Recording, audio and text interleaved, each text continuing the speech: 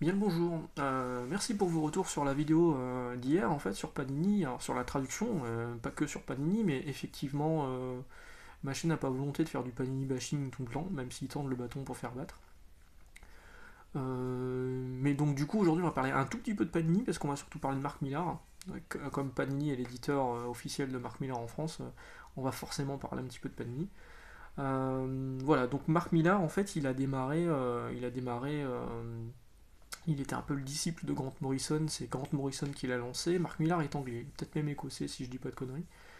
Euh, il a fait plusieurs comics, donc il a démarré sur Vampirella de mémoire.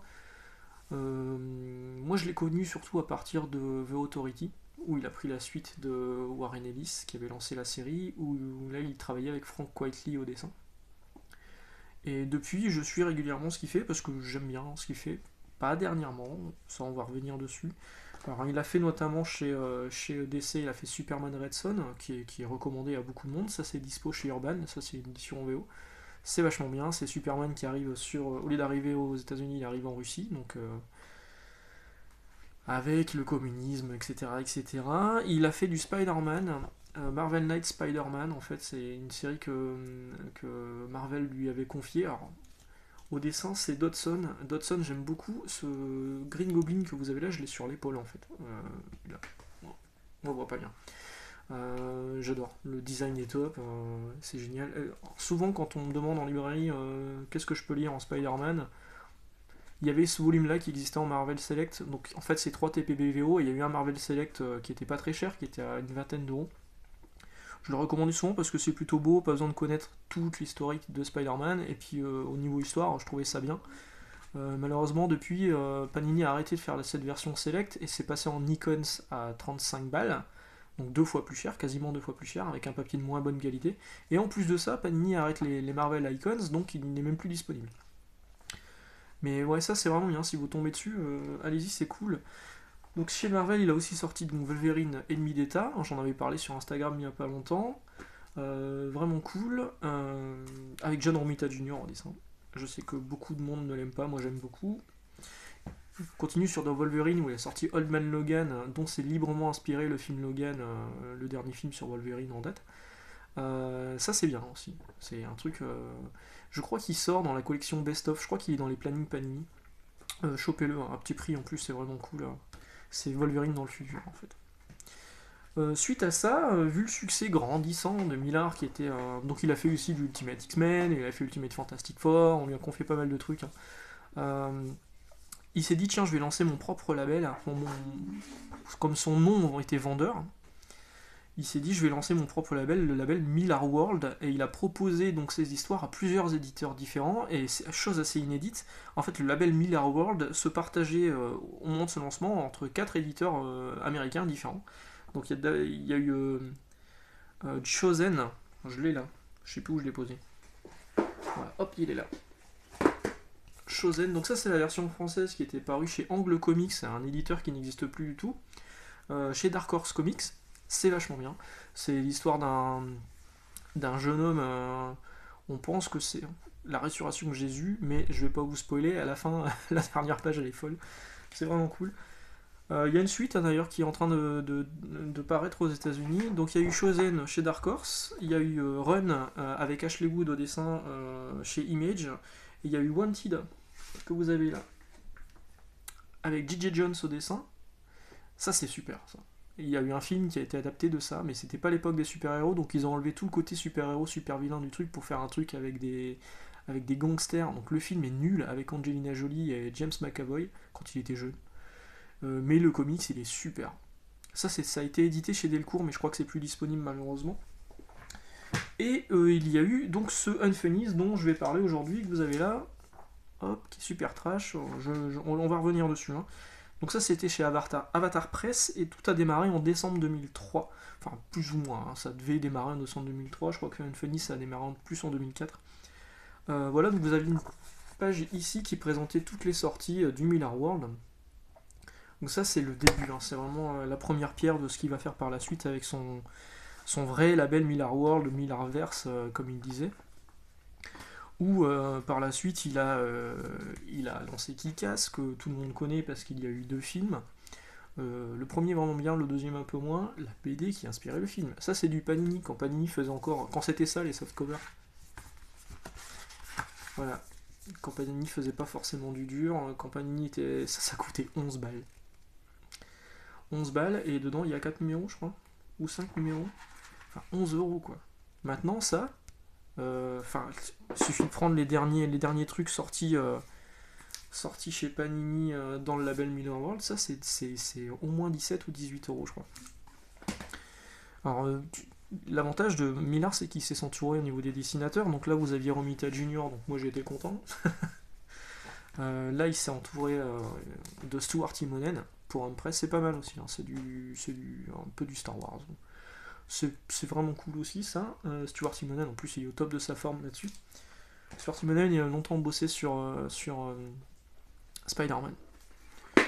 Magic Order, donc ça c'est avec Olivier Coipel, notre artiste français qui cartonne, qui a démarré sur... Enfin moi je le connaissais depuis...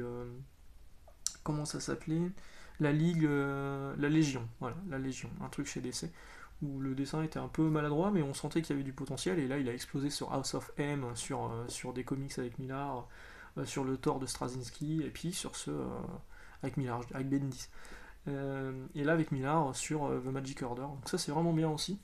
Pareil c'est du Panini, alors vous voyez depuis Millar, alors à la base quand quelque chose sortait chez Millar, donc le Millar World, c'était édité chez Image Comics aux États-Unis, c'est toujours édité par Image Comics, mais alors là où avant vous aviez le logo Millar World sur les VF, depuis que Mark Millar a vendu sa société et ses droits à Netflix, maintenant vous avez le logo Netflix qui est ici, et le logo Panini, dont on se passerait bien par moment. Donc moi Panini j'ai arrêté de les lire en français parce que j'en ai parlé sur la vidéo précédente, entre les grosses erreurs de traduction, le prix qui est méga abusé, et 18 euros alors que ça, bah, moi ça m'est revenu à 12 euros, c'est du softcover, hein.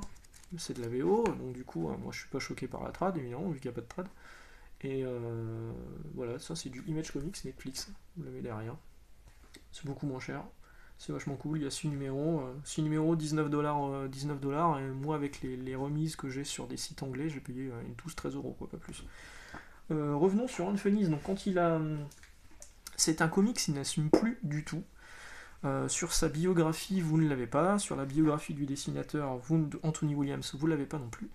Parce que c'est vraiment trop trash, en fait. C'est chez Avatar, alors Avatar, ils sont connus pour faire des comics un peu trashouille dégueu, histoire de choquer un peu. C'est chez eux qu'était paru Crossed de Warren Ellis, qui est ressorti il y a pas longtemps chez iComics. Donc Unfunnies. Bon, la couverture elle est déjà très explicite. Je vous cache un peu des trucs. Là il y a une nana qui est en train de faire une fellation, un mec qui se fait sodomiser dans une zone de prison.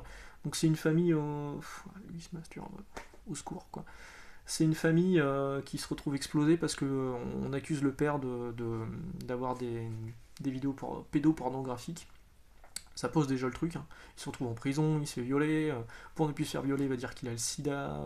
Le deuxième volume, deuxième numéro, on voit en couverture que c'est un avortement avec un aspirateur, le Babyvac 3000. C'est fin. C'est moche en plus. Alors le dessinateur c'est un ancien qui a travaillé sur des cartoons, et Millar lui a expressément demandé de faire un dessin dégueulasse, mais vraiment.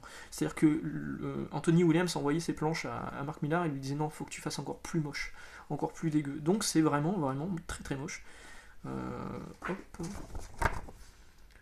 voyez, ça se veut un peu le look Hanna-Barbera, mais il y a parfois des photos, il y a des trucs. Alors le personnage que vous avez là, il va mourir parce qu'elle va le tabasser avec un godemiché.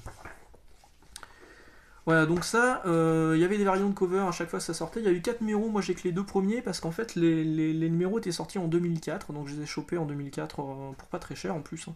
Je crois que c'était chez Astro City et qu'ils se débarrassaient des trucs. Et les numéros suivants sont arrivés en 2007. Il a fallu attendre un moment parce que ils assumaient plus vraiment le truc, mais ils ont quand même fini la série. Donc moi j'ai que les deux premiers, alors la suite je l'ai lu de façon pas vraiment légale on va dire. Mais non, il n'y a rien à sauver là-dedans, hein. Franchement, c'est Marc Millar il fait bien de ne pas l'assumer, mais à l'époque lui il trouvait que c'était cool quoi, c'était irrévérencieux, c'était moche, c'était dégueu. C'est une catastrophe, c'est une catastrophe. Et donc, oui, ça sortait avec des variantes de cover, hein. Une cover normale et pour les éditions classiques et une cover offensive. Donc, une offensive, c'était encore plus dégueulasse. Et moi, j'ai deux covers offensives, des numéros 1 et 2. Voilà.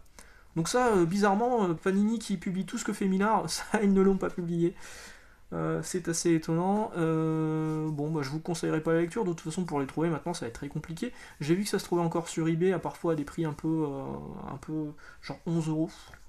11 euros pour un, et puis vous allez payer 15 dollars, donc la même chose, 10 euros, 10-12 euros pour rien que le frais de port. Donc, franchement, ça les vaut pas, ça les vaut vraiment pas.